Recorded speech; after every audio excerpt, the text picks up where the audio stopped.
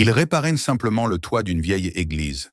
Mais sous les ardoises, ils ont découvert ce qui avait été caché au reste de la ville pendant des décennies. Lorsqu'ils ont ouvert un sac, ce qu'ils ont trouvé à l'intérieur les a obligés à appeler d'urgence le maire. Abonnez-vous à la chaîne et écrivez dans les commentaires de quelle ville ou de quel pays vous regardez cette vidéo. Le toit de l'église Saint-Matthieu dominait la petite ville de River Falls depuis plus d'un siècle. On le voyait de presque partout, surtout lorsque le soleil d'été frappait les ardoises sombres et les faisait briller comme une mer figée au-dessus des maisons basses. Pour les habitants, cette toiture faisait partie du décor, au même titre que la rivière ou la place centrale. Peu d'entre eux se demandaient ce qu'elle avait vu passer au fil des décennies, quels hivers elle avait supportés, quels secrets elle avait portés sans jamais les laisser glisser jusqu'au sol. Pourtant, sous cette surface régulière et familière, le temps avait travaillé en silence, accumulant du poids, de la chaleur et des tensions invisibles. En ce mois de juillet, la chaleur semblait s'être installée pour de bon.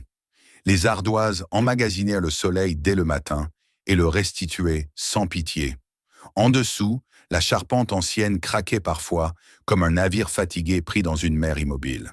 C'était précisément pour cela que la municipalité avait finalement accepté de financer une restauration partielle du toit.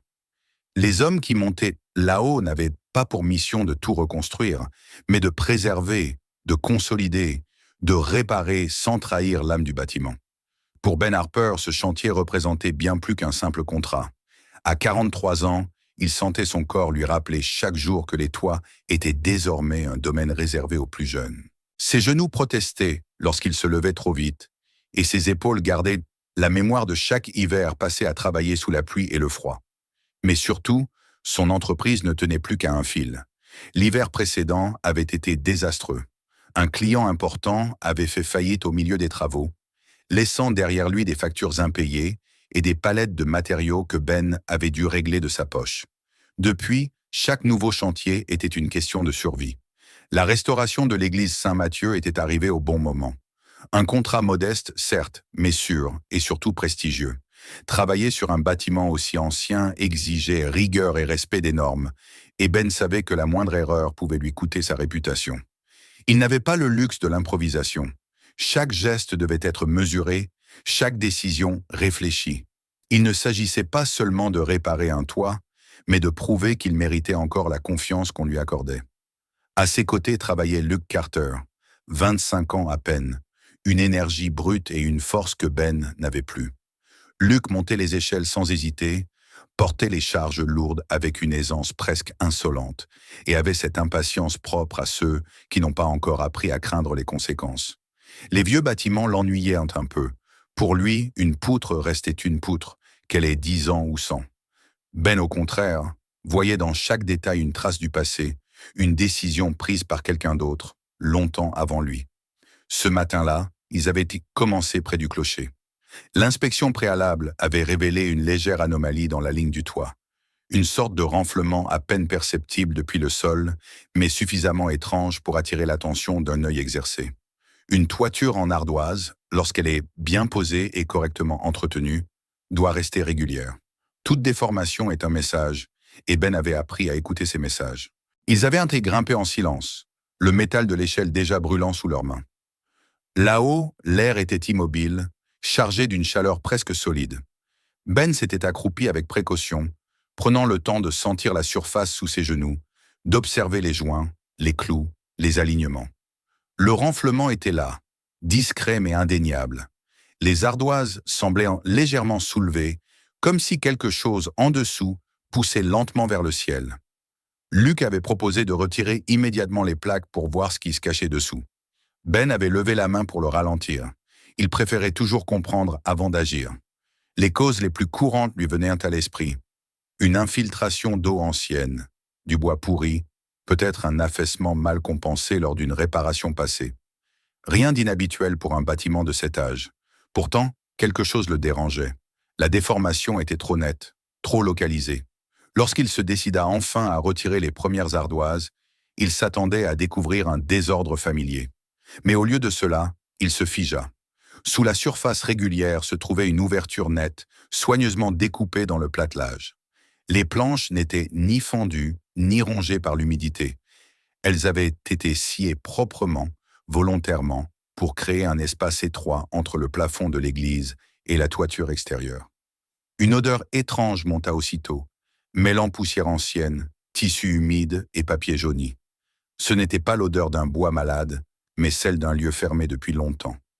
Ben alluma sa lampe et dirigea le faisceau dans l'ouverture. Dans l'obscurité, des formes rectangulaires apparurent, alignées, compactes, comme si quelqu'un les avait rangées avec soin avant de refermer le passage. Luc, penché au-dessus de son épaule, laissa échapper un sifflement surpris. Ben sentit son estomac se serrer. Ce qu'il voyait n'avait rien à voir avec des déchets de chantier ou des restes de matériaux. Il glissa la main à l'intérieur et en tira lentement un objet enveloppé de toile grossière. Lorsqu'il le posa sur le toit, le choc sourd résonna sous leurs pieds. Trop lourd, trop dense pour être un simple sac de chiffon. 5 sacs semblables se trouvèrent dans l'espace dissimulé.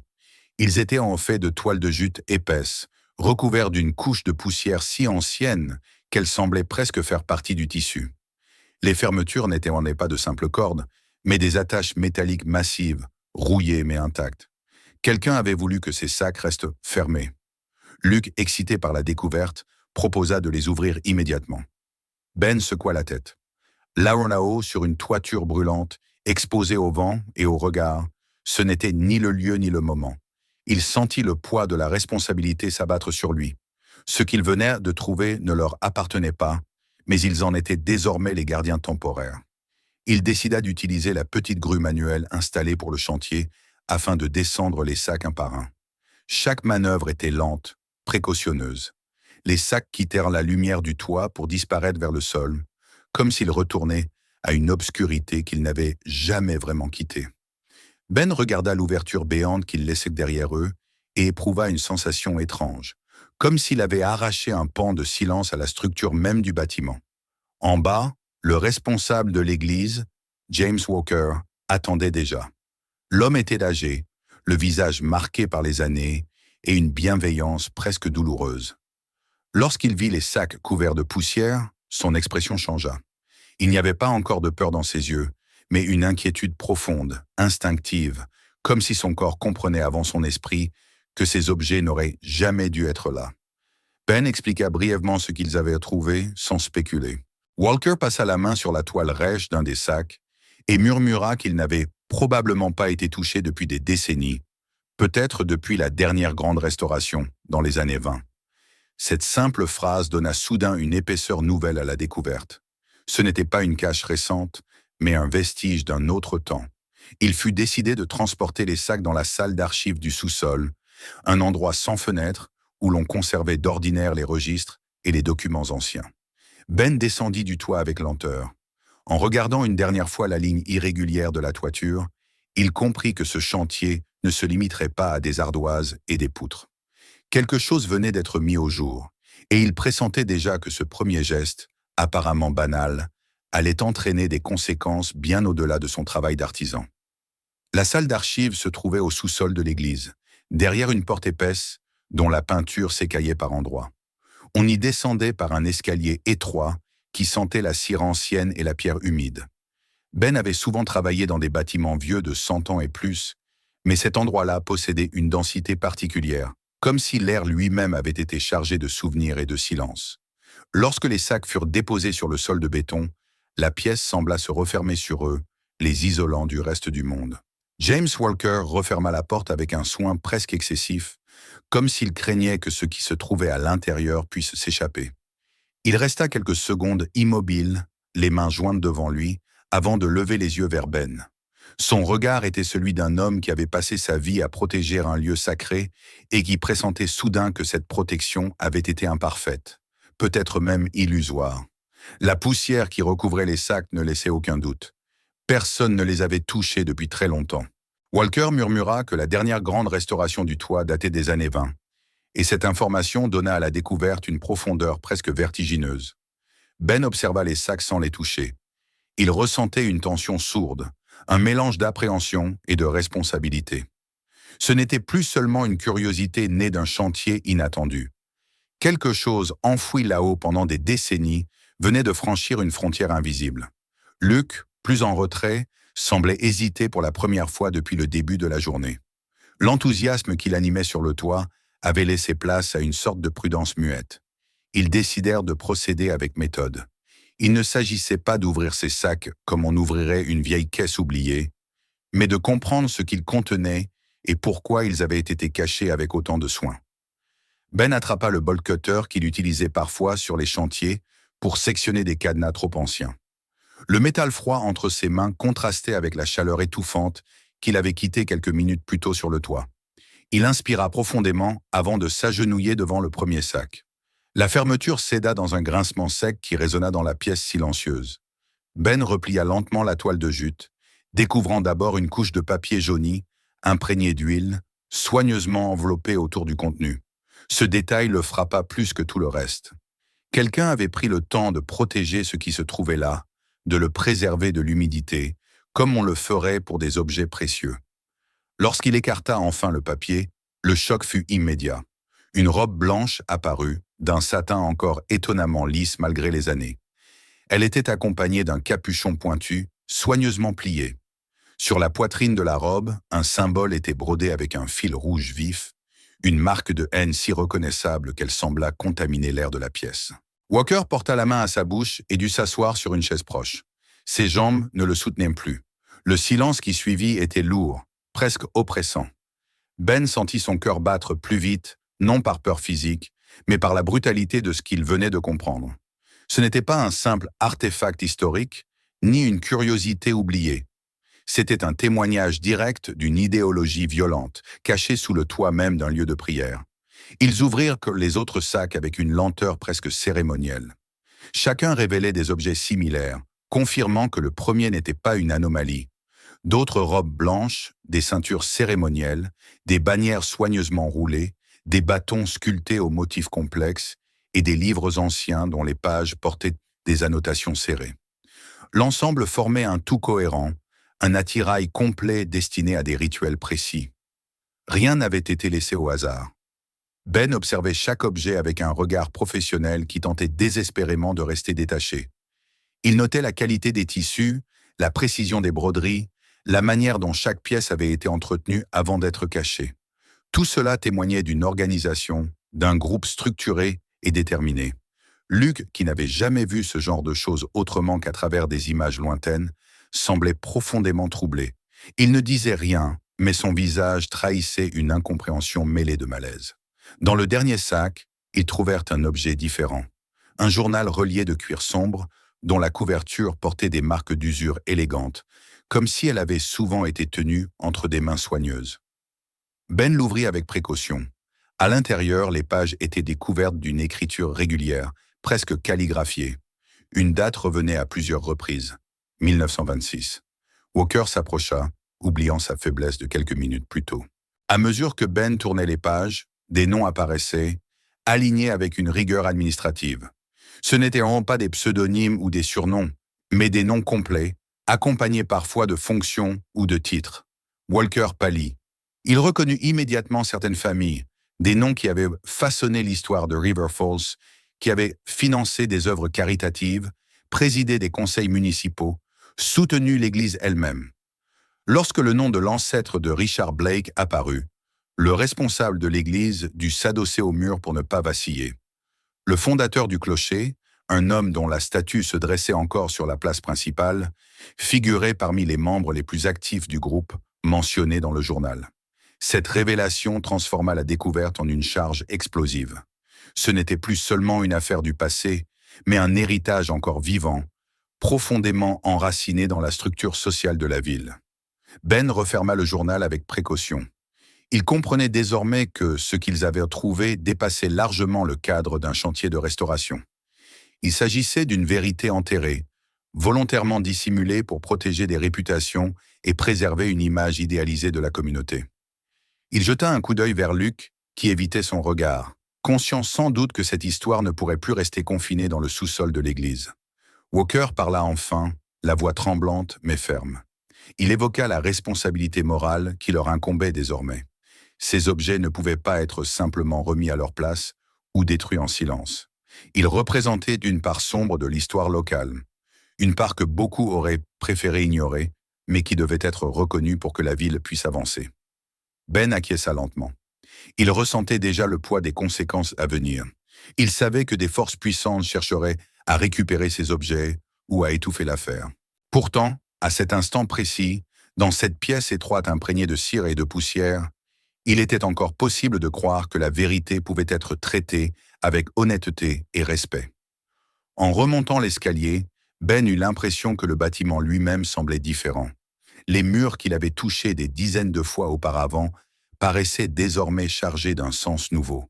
Ce qu'ils avaient découvert sous le toit de l'église n'était pas seulement une cache secrète, mais une fracture dans le récit que River Falls se racontait depuis des générations. Et cette fracture, une fois ouverte, ne pourrait pas être refermée sans laisser de traces. La nouvelle ne resta pas confinée longtemps entre les murs épais de l'église. Elle glissa d'abord comme une rumeur, presque imperceptible, portée par des phrases inachevées et des regards appuyés. Luke, malgré les recommandations de prudence, avait envoyé une photographie des sacs à sa compagne pendant une pause, sans y réfléchir davantage. Elle travaillait dans un café près de la place centrale, un de ces lieux où les conversations se croisent et se déforment à mesure qu'elles passent d'une table à l'autre.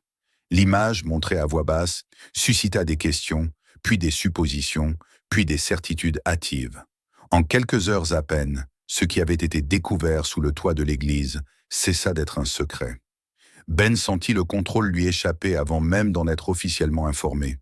Il le comprit à la tension qui s'installa autour de lui, au regard trop insistant de certains paroissiens croisés dans le couloir, à la manière dont James Walker devenait soudain plus silencieux, plus raide dans ses gestes.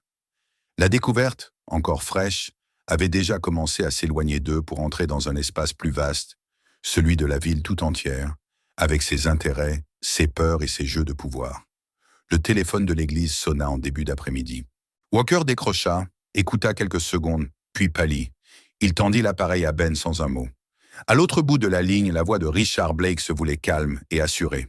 Conseiller municipal influent, descendant d'une des familles fondatrices de River Falls, Blake parlait avec cette autorité tranquille de ceux qui n'ont jamais eu à élever le ton pour être obéis.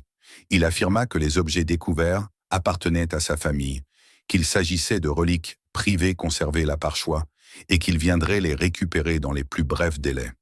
La formulation était soigneusement choisie. Il n'était pas question de discuter de leur nature ou de leur signification. Blake parlait de propriété, de droit, de choses à restituer à leurs légitimes détenteurs. Ben répondit avec prudence, se contentant de dire que les objets avaient été trouvés dans le cadre d'un chantier officiel et qu'aucune décision ne pouvait être prise à la légère. La conversation se termina sur une note glaciale, laissant dans l'air une menace à peine voilée. Moins d'une heure plus tard, Richard Blake arriva à l'église.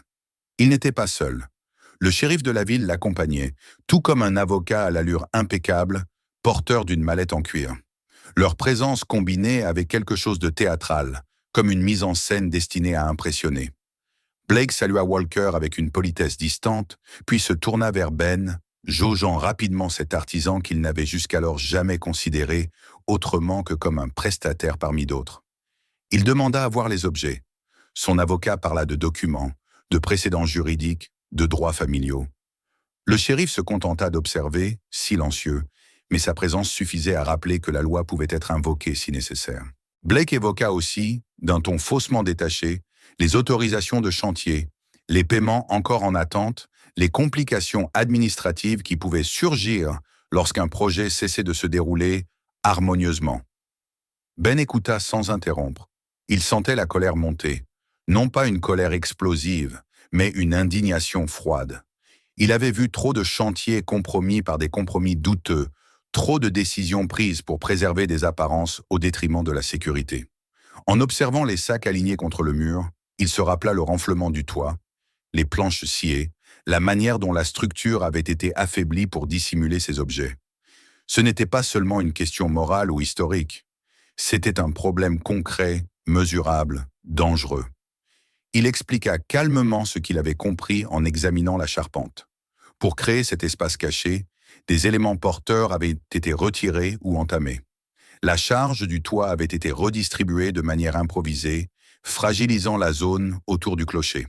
Le renflement visible n'était que la manifestation extérieure d'un déséquilibre plus profond. Si rien n'était fait, la structure risquait de céder, mettant en danger le bâtiment et les personnes qui y entraient. Blake fronça les sourcils. Il tenta de minimiser, suggérant que les normes avaient changé depuis les années 20, que l'on exagérait sans doute les risques. Ben, sans hausser la voix, répondit qu'en tant que responsable du chantier, il était tenu de signaler tout défaut structurel dans son rapport.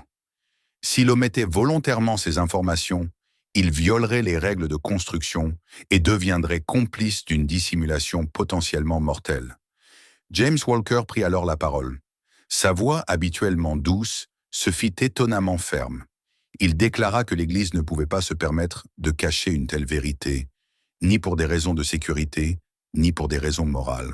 Il annonça qu'il avait déjà contacté la Société historique de l'État afin de leur signaler la découverte. Les objets, expliqua-t-il, devaient être confiés à une institution capable de les contextualiser et de les présenter comme ce qu'ils étaient réellement, une part sombre et dérangeante de l'histoire régionale. La tension monta d'un cran. Blake comprit qu'il perdait le contrôle de la situation. S'emparer des sacs reviendrait à reconnaître publiquement le lien de sa famille avec ce passé.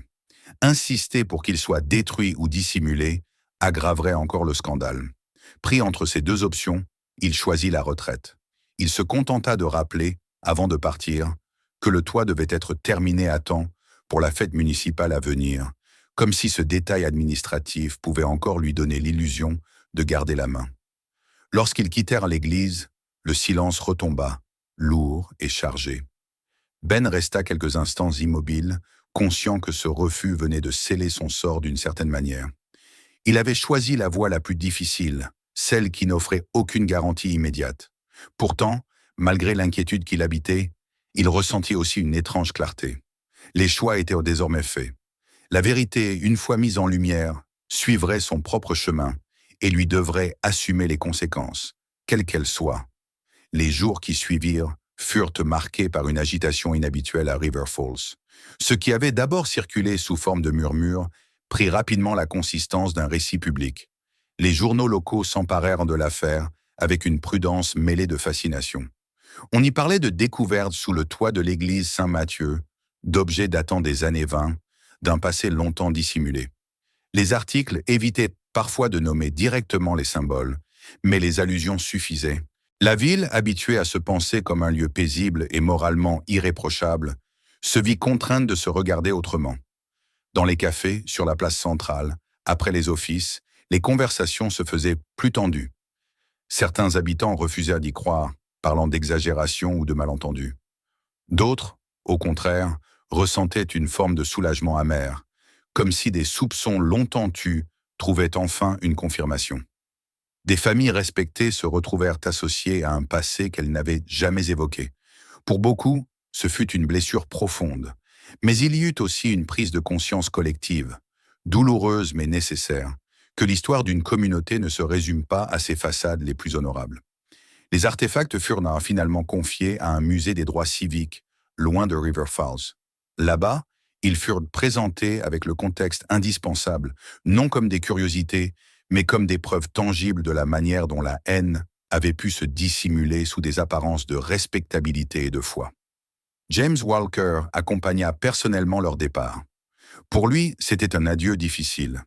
Il avait consacré sa vie à cette église, et accepter que son histoire ait abrité une telle noirceur demandait une force qu'il ne soupçonnait pas posséder. Pourtant, lorsqu'il vit les objets quitter le sous-sol, il éprouva aussi un allègement discret, comme si un poids ancien cessait enfin d'écraser les fondations invisibles du lieu. Pendant que la ville débattait et que les journaux multipliaient les analyses, Ben retourna sur le toit. Le chantier n'avait pas disparu, pas plus que les problèmes concrets qu'il devait résoudre. Il passa de longues heures à examiner la charpente, à mesurer, à évaluer l'ampleur des dégâts causés par la création du cache. Les poutres entaillées témoignaient d'un bricolage dangereux, réalisé sans souci des conséquences. Pour réparer correctement, il ne suffisait pas de remettre des ardoises en place. Il fallait redonner à la structure sa cohérence, sa solidité d'origine. Les travaux s'annonçaient plus complexes et plus coûteux que prévu. Certaines pièces de bois devaient être entièrement remplacées, d'autres renforcés avec une précision quasi chirurgicale pour respecter l'équilibre de l'ensemble. Ben travailla avec une concentration absolue, oubliant parfois la fatigue, parfois même le tumulte extérieur. Chaque poutre ajustée, chaque assemblage corrigé était pour lui une manière de réparer non seulement un toit, mais aussi les erreurs d'un passé qu'il n'avait pas choisi, mais qu'il se trouvait chargé de rectifier. La question de l'argent ne tarda pas à se poser. L'Église, déjà fragile financièrement, n'était pas en mesure de couvrir les frais supplémentaires. Walker en parla à Ben avec une honnêteté désarmante, presque honteuse. Ben prit quelques jours pour réfléchir, calculant, pesant les risques. Finalement, il décida de prendre les coûts à sa charge. Ce choix n'était pas héroïque, mais profondément personnel. Il savait que cela mettrait encore plus en péril sa situation financière, mais il ne pouvait se résoudre à laisser le travail inachevé ou bâclé. Ce toit devait être sûr, coûte que coûte. Une semaine plus tard, la transformation était visible. La ligne du toit avait retrouvé sa régularité. Le renflement avait disparu, comme si la toiture s'était libérée d'une tension accumulée pendant des décennies. En observant le résultat depuis le sol, Ben éprouva une satisfaction mêlée d'épuisement. La structure était saine à nouveau, capable de porter son propre poids sans dissimulation ni compromis. Le dernier jour, il travailla seul près du clocher. Le soleil était plus doux, l'air plus léger. Il posa la dernière ardoise avec un soin particulier, conscient de la portée symbolique de ce geste. Sous ses pieds, le platelage était désormais constitué de bois neuf, solide, sans cavité secrète ni faiblesse cachée. Le passé avait été retiré, non effacé, mais exposé ailleurs, là où il pouvait être compris et interrogé. À midi précis, la cloche sonna. Le son se répandit dans l'air avec une clarté nouvelle. Il n'y avait plus cette résonance sourde et étouffée que Ben avait remarquée auparavant, sans vraiment l'analyser. Le carillon était net, libre, comme si le bâtiment lui-même respirait à nouveau. Ben resta immobile quelques instants, laissant le son l'envelopper. Lorsqu'il descendit de l'échelle, ses muscles étaient lourds et son esprit rempli de pensées contradictoires. Il n'avait pas d'argent en réserve, aucune certitude sur l'avenir de son entreprise. Pourtant, il ressentait une forme de paix qu'il n'avait pas connue depuis longtemps. Il savait qu'il avait fait ce qui devait être fait. Il avait réparé un toit, mais aussi refusé de refermer les yeux sur une vérité dérangeante. En permettant à la lumière d'entrer là où l'on avait voulu la bloquer, il avait contribué, à sa manière modeste mais essentielle, à rendre un peu de justice au présent. Alors qu'il quittait l'église, le son de la cloche s'éteignait lentement derrière lui. Ce n'était plus seulement l'annonce d'une heure précise, mais le signe qu'un cycle s'était achevé. Pour Ben, comme pour River Falls, le passé ne pouvait plus être ignoré. Il faisait désormais partie d'un récit plus honnête, plus lourd peut-être, mais infiniment plus vrai.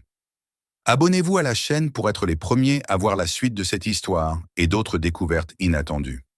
Écrivez dans les commentaires de quelle ville ou de quel pays vous regardez cette vidéo et partagez-la avec ceux qui aiment aussi ce genre de mystère.